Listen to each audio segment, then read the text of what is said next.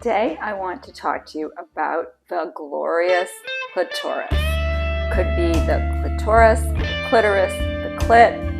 It's that spot, ladies, that we want to get to know very well. And we want our partners to get to know very well, because that little clitoris, which you will soon learn is not so little, has the most nerve endings of any part of your body. And in fact, not clear what the numbers are exactly, but somewhere between 85 and 95% of women need clitoral stimulation in order to have an orgasm. Contrary to popular heterosexual male belief, just sticking that penis in your vagina ain't gonna cut it for a lot of us. Now, you may also like the feeling of having something inside your vagina.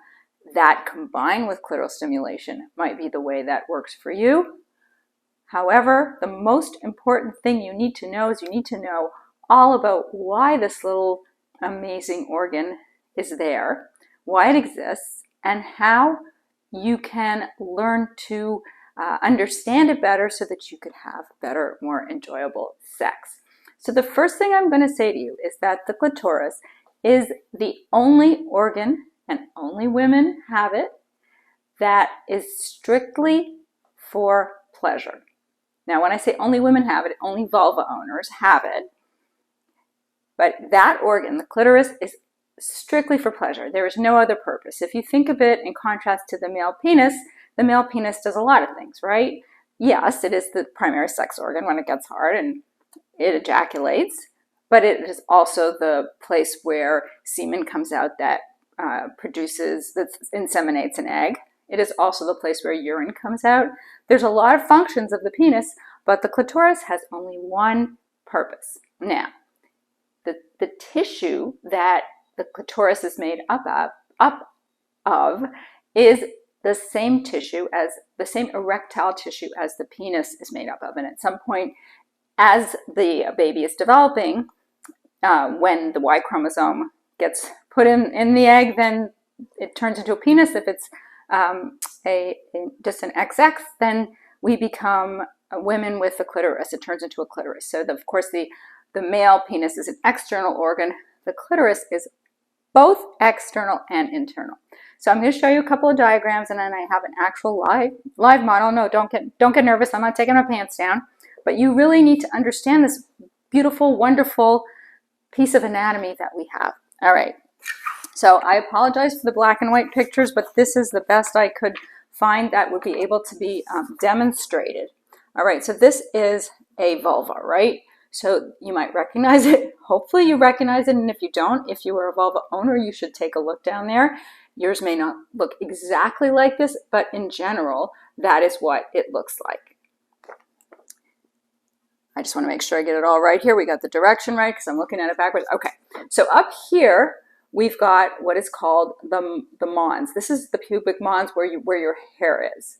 And then right as you enter the vulva area, you've got this little tip which sticks out on most of us. And it's also covered by a bit of skin, which is called the clitoral hood. Then you've got two sets of lips, the outer lips, which are the labia majora, and then the inner lips, which are the labia minora.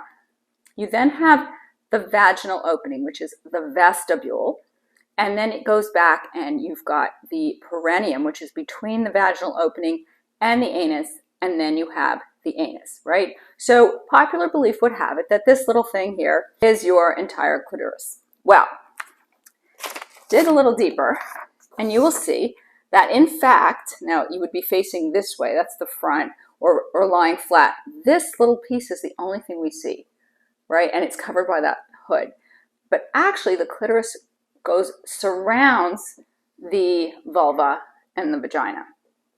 So the reason that you do get pleasure from vaginal intercourse or vaginal penetration, I should say, is that when something is penetrating the vagina, it is in fact still stimulating the clitoris, which is on the interior of the body, but you don't see it.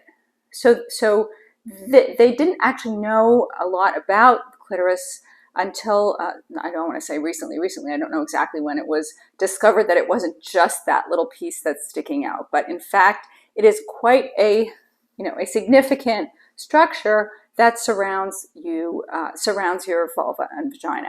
And so when people refer to the G spot, what they're referring to is, if you think about sticking your finger in the vagina here and coming around, and this is the upper wall of the vagina, stimulating here is stimulating the clitoris, which is why it feels so good. And in fact, it is not a spot, as you can tell, it is a G area, and not everyone gets enjoyment from that, but many people many vulva owners will get pleasure from having that area stimulated. Same thing holds true of the vaginal walls, right? Not just the internal, external penetration, but the sides of the walls here, right?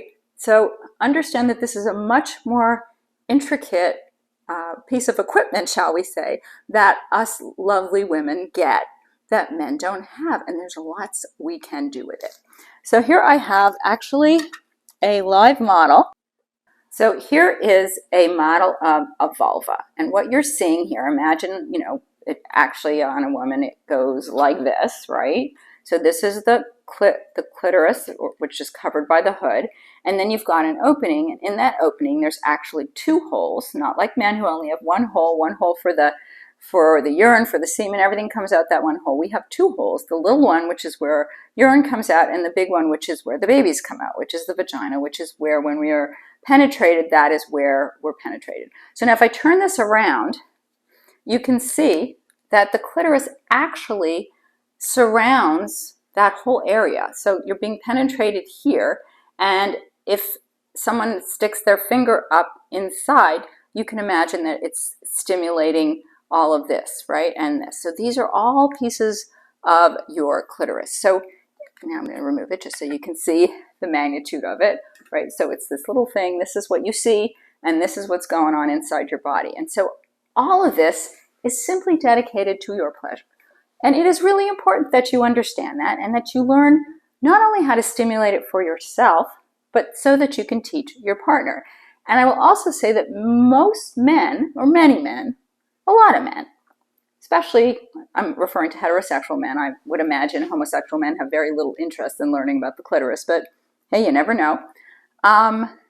Most men do not know what the clitoris is, and if they do, all they know is that it's this. And so I would venture to say that many women don't know that either.